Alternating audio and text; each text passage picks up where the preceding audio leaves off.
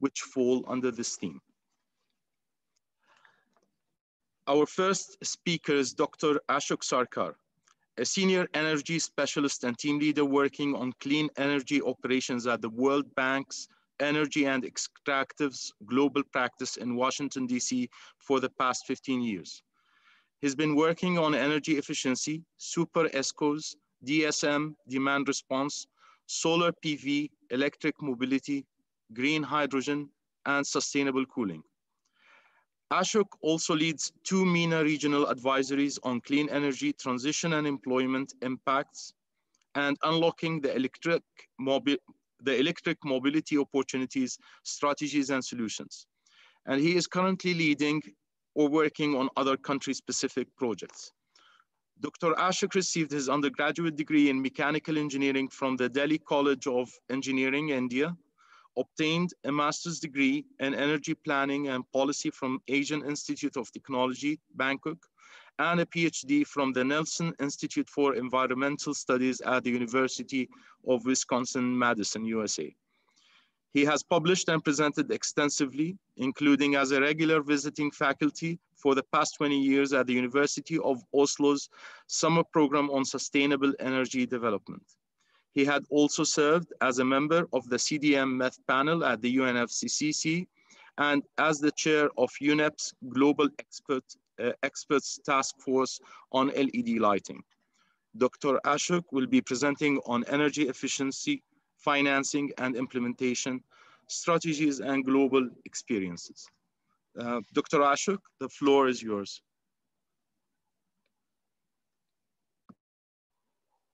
Thank you very much, Mr. Yazan. First of all, let me please ask you, can you hear me? And can you, okay, great.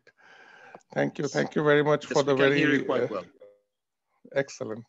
Thank you for the very generous introduction you have made. And I have the pleasure to be here. I would like to thank the organizers, all the organizers from Bahrain, SEA, UNDP, Bahrain Society of Engineers, for giving us the opportunity to share some of our experiences at the World Bank in the area of energy efficiency financing, which we have been doing in the region as well as in other parts of the world.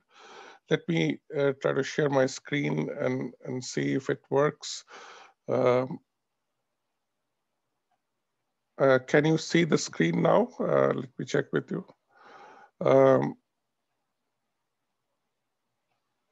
This is better, right? Yes, it's good enough, okay. I guess. Okay. So I'm going to talk a little bit in the next 20 minutes about some of the challenges which we have faced and the solutions and strategies which we have been working on in various parts of the world, both large developing countries, but also smaller countries which are in different stages of development. I wanted to start with a bit of an overview where all of us in this audience, I'm sure, are very much aware of energy efficiency being one of the cheapest and the most cost-effective ways of achieving energy security and reducing greenhouse gas emissions. Studies after studies, analysis after analysis, and real experiences have proven this fact that to save a megawatt hour, it costs much less than to generate a new megawatt hour, no matter you do it from coal or nuclear or even solar and wind. Energy efficiency comes out to be one of the lowest hanging fruits, as they say, in the menu of different energy options which could be used to meet our development needs. Of course, therefore, energy efficiency is very widely known as the first fuel. So this is the first option which needs to be considered when it comes to choosing the menu of options from the long list. In addition to GHG emissions and other energy benefits, energy efficiency actually brings a multiple set of other co-benefits, which oftentimes goes unnoticed or not monetized. But one of the co-benefits which we are now realizing after the post-COVID situation in particular is about jobs.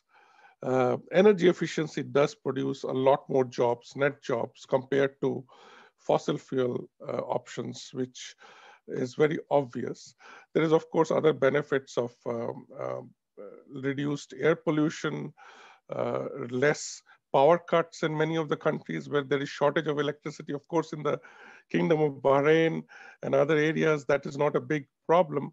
But in many parts of the world, like in Africa, almost 1 billion people in Africa and South Asia suffer from power cuts on a regular basis. They don't even have electricity sometimes to meet their basic needs. So energy efficiency often comes to that rescue of making power systems more reliable. So let me not go into each and every of these co-benefits, but focus on the jobs co-benefit to start with. On an average, energy efficiency produces 3 times more jobs than fossil fuels. The left-hand side figure, which I'm showing on my slide, shows for every $10 million of spending, the number of direct and indirect jobs, employment which is created in these areas. And energy efficiency and renewables stand out far, far beyond oil and gas and coal. On the right-hand side are the real numbers from the stimulus packages, which have been announced by many countries, particularly in the European Union, which shows, again, on a per $1 million or a per million euro investment basis, the value added of jobs stands out far higher in the energy efficiency technology pathways like building efficiency programs or electric vehicles, LED street lighting, and other areas beyond what we get by investing the same amount in fossil fuel options. But why are we then not being able to push energy efficiency the way we are able to push other technologies? This is a picture I wanted to sort of demonstrate that demand side energy efficiency is money lying on the street, but it's very small amounts of dispersed money. Whereas when you look at supply side options, large power stations, including even large renewable energy options, solar power stations, those are much easier to handle, much easier to standardize, much easier to transact between the supplier and the buyer. And they're all based on assets and revenue. When it comes to energy efficiency, they are far more dispersed, far more diverse, far many multi-stakeholders, and therefore a higher transaction costs and a very, very heterogeneous market. And the financing there is a challenge because it's all based on energy savings, not based on assets as such. So therefore, financing is a big challenge in the energy efficiency area. But on the very right-hand side, I wanted to give this picture to show that there are ways of doing it, therefore. How do you organize the small energy efficiency measure into a manageable proportion, into more innovative ways, so that you're able to overcome some of these challenges and barriers which demand-side energy efficiency in particular faces? So before I go to the financing, it's absolutely important for us to understand that to be able to have a successful energy efficiency impact, you have to have right policies and regulations in place. You have to have the right kind of institutions in place. You have to have enough information and awareness amongst all stakeholders, and you have to have technical capacity to deliver. Only then financing works. Just by putting money there would not work if you don't have the other 4 pillars of energy efficiency in place. We don't want to go into too much of detail because I have limited time, but let me then just jump onto financing. But before I do that, I wanted to show you a snapshot of some analysis which we have been doing in the World Bank on a very regular basis for the last 10 years in what we call the RISE framework. It is called the Regulatory Indicators for Sustainable Energy, which examines over 110 countries in the world and their readiness for energy efficiency financing and renewable energy financing. So when it comes to energy efficiency, I yesterday downloaded the Bahrain mapping, and Bahrain stands out pretty low, 35 points, the score of 35 out of 100.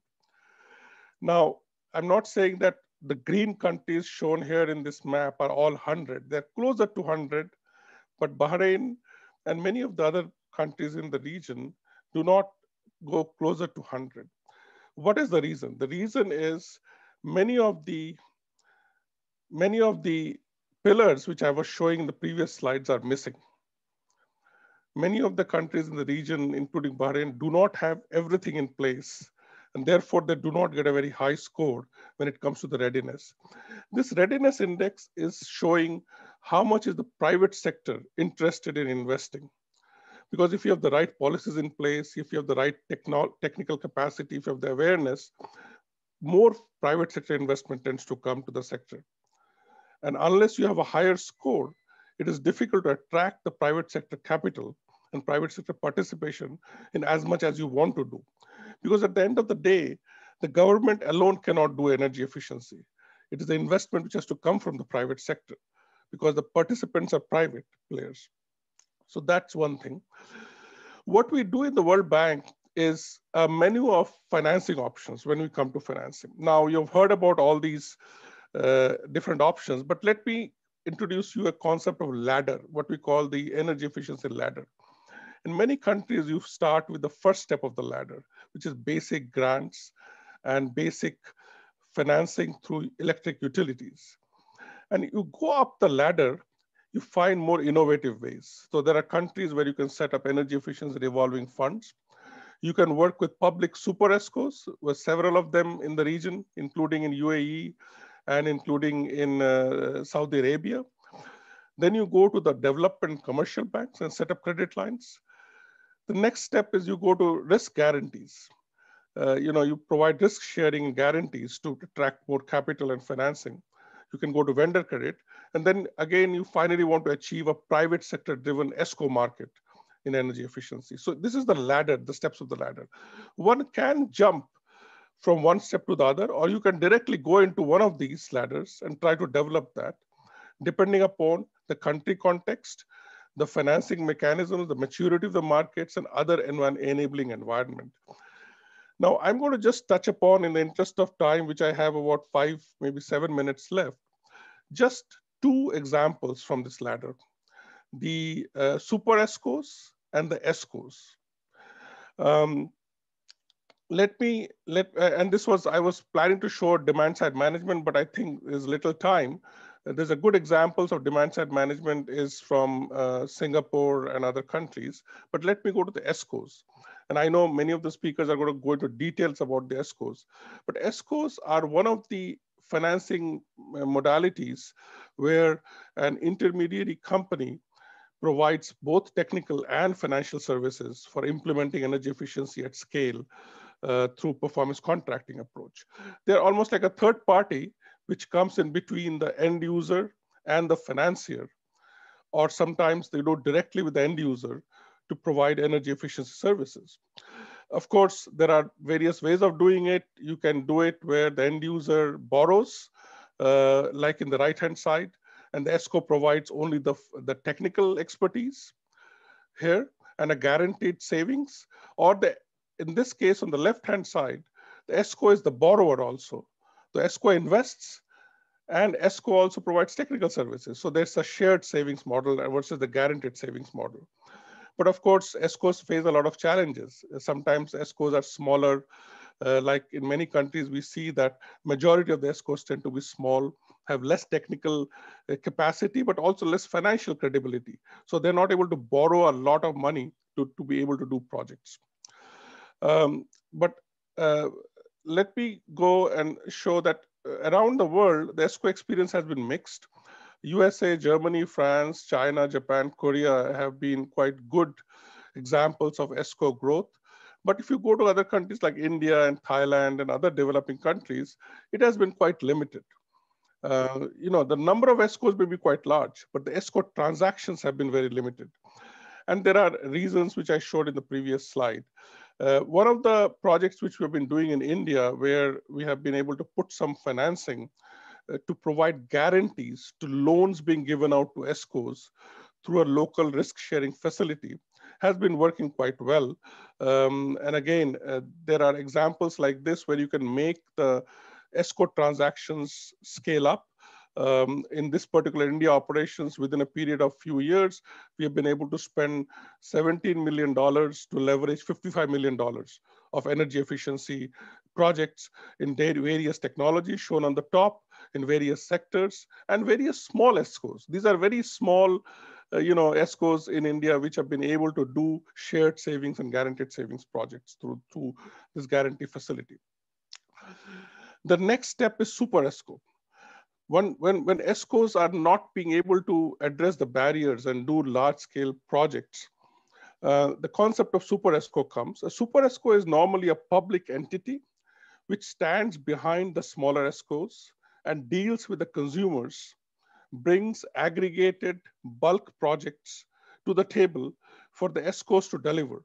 So by being a public entity, they become an intermediary which can provide a lot more assurance to the end user that it is the end user who might have risk perception about ESCOs being very small, very private. They don't know much about the energy savings, the risks involved. The Super ESCO tries to cover some of those risks and comes in between. Normally, it starts as a government public undertaking. And in many countries, we see there are private Super ESCOs as well. And what they do is what is shown in the red: demand aggregation, financing, standardization, and support to the private ESCO industry. The three Super ESCOs which I've shown here, two of them, one of them is in the region. As you know, Etihad ESCO in UAE has been doing this job of a Super ESCO, where they really are supporting the smaller ESCOs by providing investment and technical support and aggregating the building projects and bringing to the smaller ESCOs. And therefore, they're able to address some of the barriers which the building owners would face if they're directly dealing with the smaller ESCOs. So that's one which is working quite well. We have examples of this which World Bank had set up in Armenia. We have examples of this in Belgium and many other countries of the world. And there is a report which we had prepared in 2018, sourced here, which contains all that information. My very last two slides towards the end, there's this other Super ESCO is in Saudi Arabia.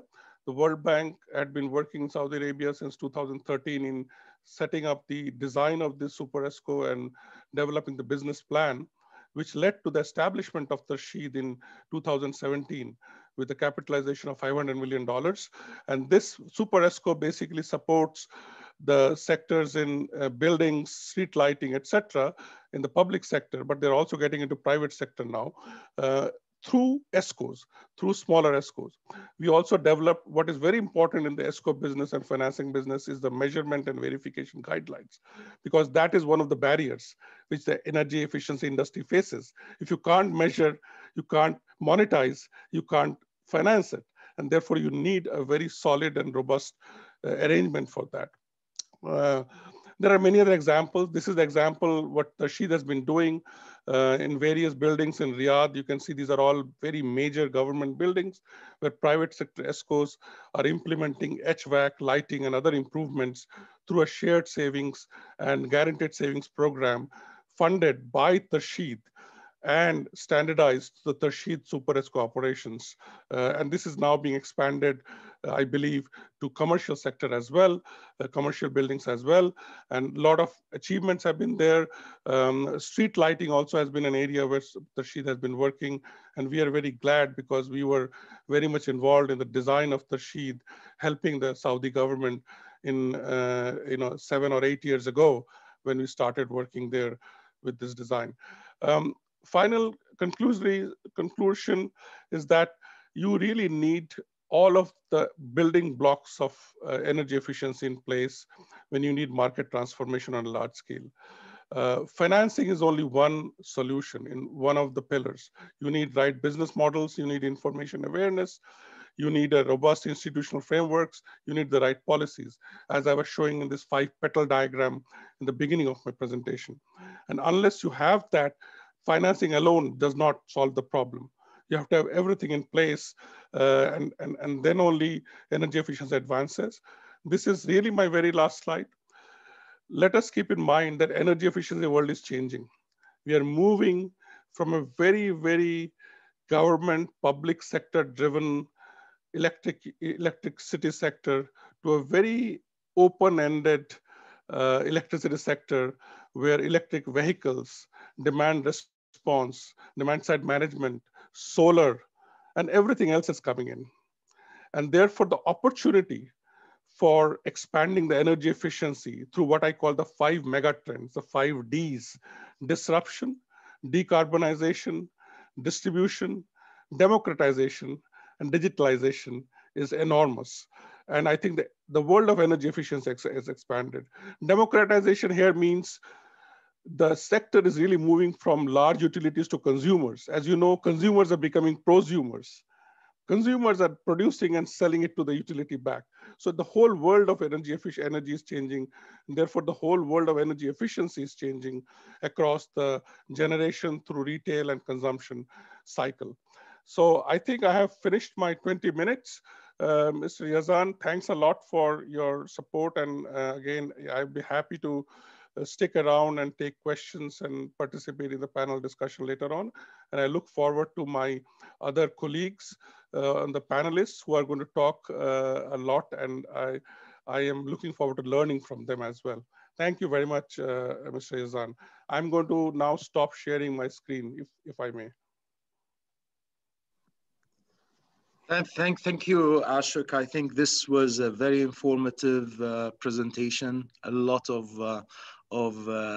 insights, and I guess it left me, at least myself, with some good ideas in an arranged way. And I'm pretty sure we have a lot of questions to elaborate on certain topics that you have mentioned. And thanks a lot for committing to the time. You just finished on with the right timing. We'll take more questions, obviously, at the end of